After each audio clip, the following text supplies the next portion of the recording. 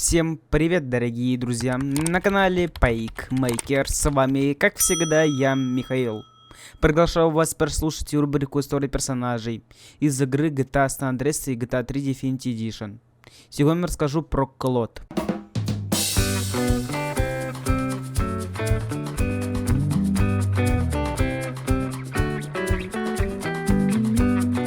Клод. Протагонист GTA 3 Definitive Edition. В игре герой остается безымянным, и к нему не обращаются по имени. Также появляется в GTA San Andreas Definitive Edition в качестве эпизодического персонажа. Клод появляется в неканоничной рекламе компании Social Club в GTA Online в качестве выбираемого особого папы в создателей персонажей.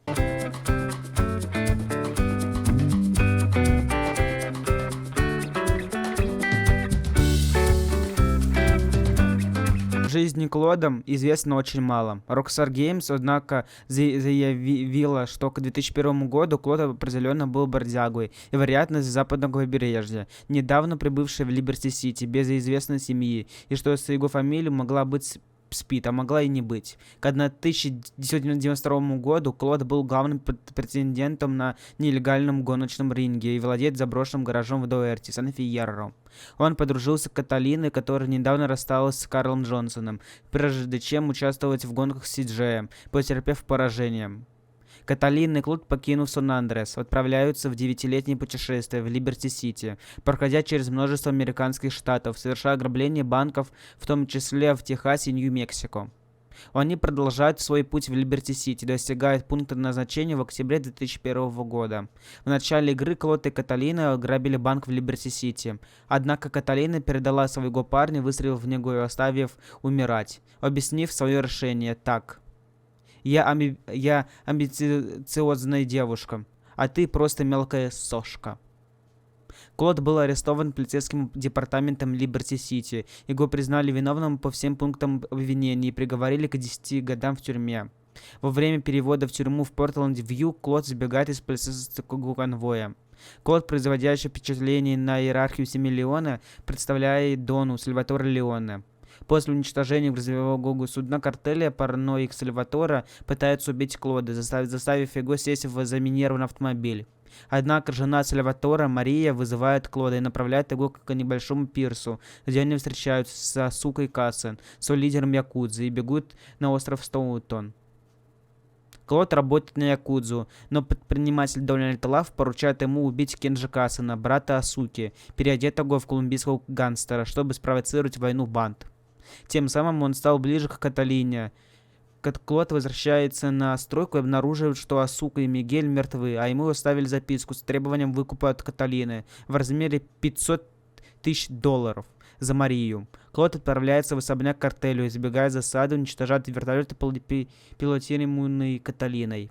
Тем самым убивает ее и спасает Марию. Когда они отходят от плотины Кокрейн, после смерти Каталины, Мария начинает длинную и раздражающую речь, которая, безусловно, раздражает Клода. Судьба Марии остается неизвестной, поскольку экран становится черным, пока они говорят, прежде чем раздается выстрел, и она замолкает. Что случилось с Клодом после событий GTA 3 Definitive Edition в 2001 году, совершенно неизвестно. Официальный ответ Rockstar Games в 2011 году на судьбу Клода был таким: он определенно не мертв. Что еще с ним стало, мы не знаем.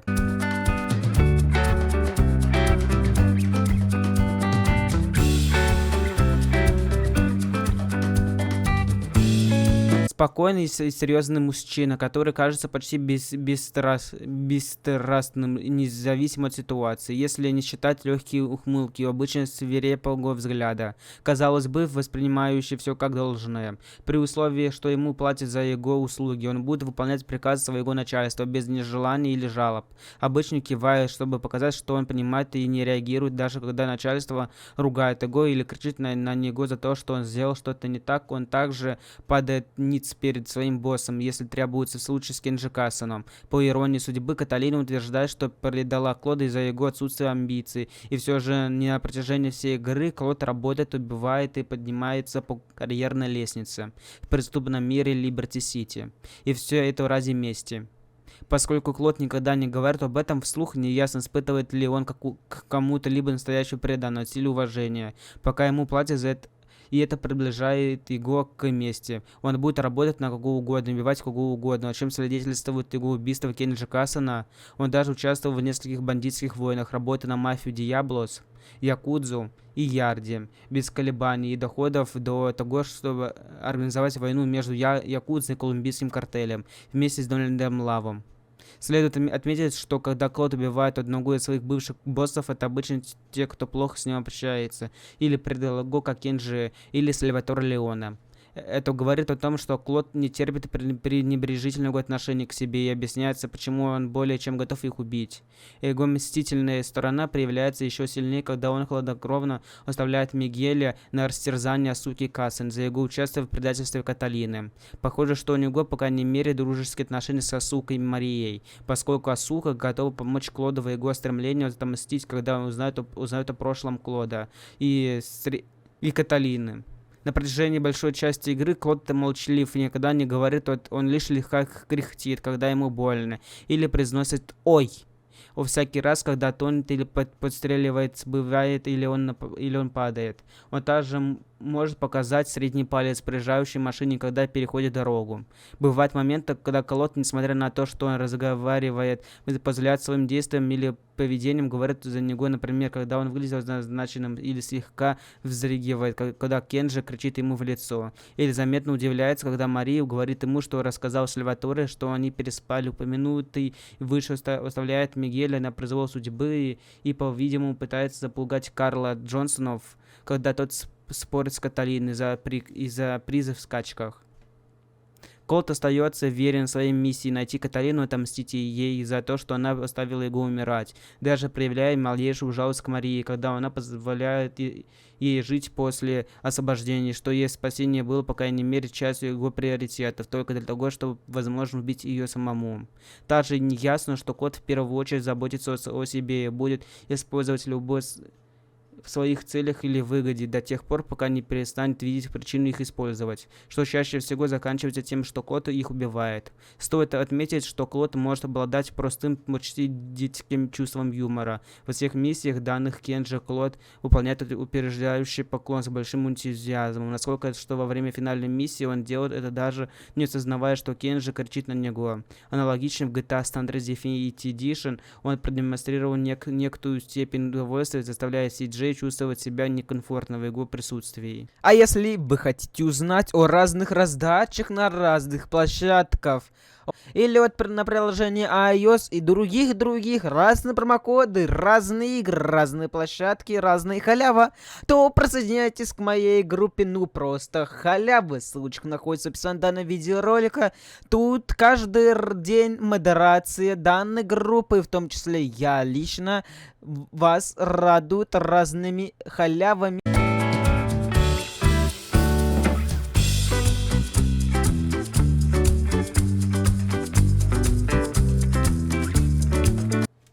Клод. Высокий белый мужчина в возрасте от 20 до 30 с небольшим. У него мускулистое телосложение, каштановые волосы, слабая тень. 5 часов. В дизайнерском документе он описывается как рост 5 футов 9 дюймов, 1,75 метров. Американец, 29 лет с родинкой на заднице. В качестве отличительной черты. Он почти всегда носит черную кожаную куртку бомбер с бронзовыми молниями через футболку под ней, зеленые брюки карго и синие кроссовки. Во время игры Give My Liberty Клод одет в мешковатый оранжевый тюремный комбинезон с закатываемыми рукавами. В версии GTA 3 для ПК игрок может получить доступ к меню настроек и изменить внешний вид Клода с помощью опции настройки игрока, где можно выбрать Play 2. После выбора внешнего вида Клода меняется на простую текстурку его обычного внешнего вида. Теперь у него есть усы и бородка. Он носит коричневую кожаную куртку, светло-голубые джинсы и белые кроссовки. Кроме того, Клод один из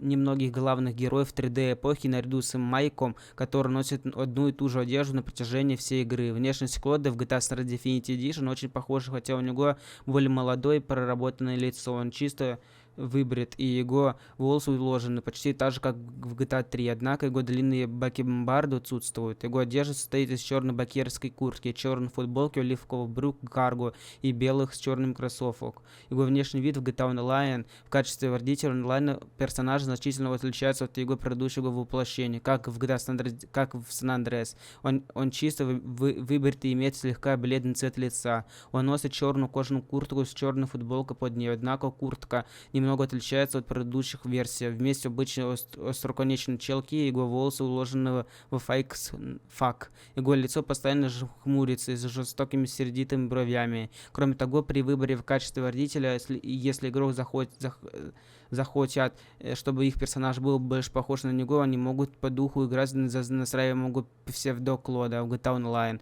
который может носить любой наряд или прическу, которую они выберут для него.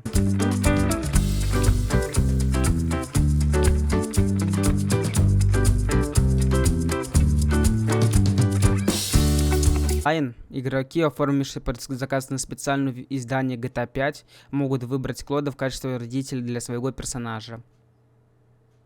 Клод часто путают с Клодом Спидом из GTA 2 и наоборот. Однако, если вероятность, что Клод и Клод Спид одно и то же лицо, Rockstar заявляла, что это очень вероятно. Rockstar заявил, что Клоду никогда не озвучивали. Хотя Клод никогда не говорит, он ворчит в GTA 3 Definitive Edition. Возможно, объясняется немотой Клода во вселенной игры может быть не то, что во время предательства Каталины в начале GTA 3 ему выстрелили в горло, повредив голосовые связки, а не в голову, куда, скорее всего, целилась Каталина. Причина, по которой он не разговаривает в GTA San Andreas Definitive Edition, может заключаться в том, что у него и никогда не было возможности это сделать, поскольку у Каталины всегда говорил за него, даже во время телефонного разговора Каталины с Си-Джеем, когда она насмехалась над ними, занимаясь сексом с Клодом по телефону. Имя Клода было раскрыто только в GTA San Andreas Definitive Edition Каталину через 3 года после выхода оригинальной версии GTA 3. До этого он был известен только по многочисленным прозвищам, которые давали ему другие персонажи. Клод считается самым часто появляющимся персонажем в серии GTA из-за присутствия в GTA San Andreas Definitive Edition и в качестве эпизодического персонажа в GTA Online. Он первый безмолвный главный герой во франшизе GTA. Клод, Томми Версетти и Тони Сиприани — единственные главные герои, которые не умеют плавать. Хотя Клод и психопат, он все равно может кем-то восхищаться и кого-то уважать. И люди, которых уважает Клод, это Тони Сиприани, Сальваторе Леоне, Кенджи Кассен и Дональд Лав. В игре Клод является самым ненавидным главным героем из серии GTA на сегодняшний день, так как почти каждая банда в Liberty City становится враждебной по отношению к нему по мере прохождения игроком сюжетной линии, за исключением Якудза, который не знает о причастности Клода к смерти Кенджи Кассена, и Худов Стоунсноун. Каждая банда, на которую работал Клод, в какой-то момент сюжетной линии становится враждебной по отношению к нему. Клод, возможно, был итальянцем по происхождению, поскольку Сальваторе Леоне предлагает сделать его полноправным членом мафии, если он успешно уничтожит корабль колумбийского картеля. По законам мафии полноправным членом могут быть только люди итальянского происхождения. Однако в фильме «Шофер» Джоу Леоне заявлял, что он не итальянец. Скорее всего, Сальваторе Леоне сказал это Клоду, чтобы побудить его выполнить задание. Клод — единственный протагонист, который занимался сексом с главным антагонистом Каталиной. Клод появляется на плакате внутри отеля Ocean View в GTA Vice City в качестве пасхального яйца. Пасхальное яйцо в GTA 4 дает дань уважения Клоду и всем остальным главным героям GTA 3 Definitive Edition в виде небольших надписей на стенах в разных частях города. В GTA 4 игрок может разблокировать набор одежды, похожий на стиль Клод для Ника Беллика. Его можно найти в гардеробе в пентхаусе Playboy X. Клод всегда выставляет плечи вперед, когда идет в кат-сценах GTA 3 Definitive Edition. Карл Джонсон назвал его немым придурком и гребаным змеей без языка в миссии вплетить цветы в волосы. Он единственный протагонист, который появляется в одном миссии с двумя и другими протагонистами в эпоху GTA 3 Definitive Edition. Он встречает Карла Джонсона во время «Прощай, любовь моя» в GTA San Andreas Definitive Edition, а Тони Сиприани в качестве босса в GTA 3 Definitive Edition. В GTA 3 Definitive Edition и GTA San Andreas Definitive Edition Клод одет в одну и ту же одежду, что довольно странно, поскольку предполагается, что Эд Бол купил ему ту же одежду, которая была на нем в Give My Liberty. Клод поразительно похож на Макса Пейна. У них обоих проблемы с мафией. Они обычно носят пистолеты и кожаную куртку. И они оба могут замедлять время. Однако Клод может замедлять время только тогда, когда принимает адреналин. Клод убивает двух, возможно, трех бывших работодателей: Тони Сиприани, Сальваторе Леоне, Леона МакЭфери и, возможно, Марию. Клод второй по степени кастомизации персонажа в GTA 3 Definitive Edition после Майка, так как в GTA 3 Definitive Edition нет ни одного варианта кастомизации главного героя. Как в более поздних играх, в большинство версий игры Клод носит одну и ту же наряд, за исключением тюремной робы в Give My Liberty, хотя в версии GTA 3 Definitive Edition для ПК есть одна альтернативный вариант одежды. Клод — единственный главный герой серии, который водит машину в другой игре, которой нельзя управлять в игре, в которой он играет, так как в «Прощай, любовь моя» он водит Элегию, которой нет в GTA 3 Definitive Edition. Его внешность, возможно, также была основана на образах актеров из «Друзей» Мэтью Перри и Мэтта Леблана. Клод очень похож на актера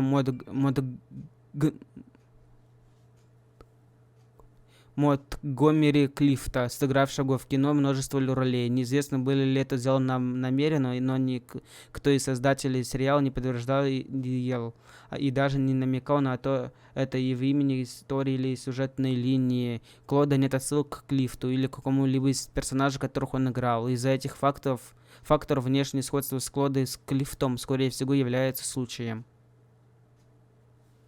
В честь десятилетия GTA 3 22 октября 2011 года компания Rockstar Games выпустила официальную фигурку Клода. В сотрудничестве с фигуркой поставляется в комплекте с двумя нарядами Клода: его в стандартном костюме и тюремной форме, а также с несколькими видами оружия, с которыми его можно сфотографировать. Было выпущено всего 1600 фигурок, и к середине 2012 года они были официально распроданы. Неоткрытые наборы теперь могут стоить до $2000 США на интернет-аукционах.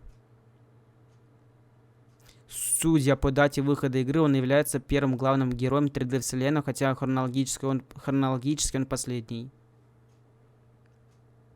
Если рассмотреть 3D-модель Клода из GTA 3 в сторонней программе, вы можете заметить несколько необычных деталей. Его рот асимметричен и постоянно ухмыляется. Кроме того, края и грани, из которых состоят лишь шипы, в его волосах неправильно соединены друг с другом.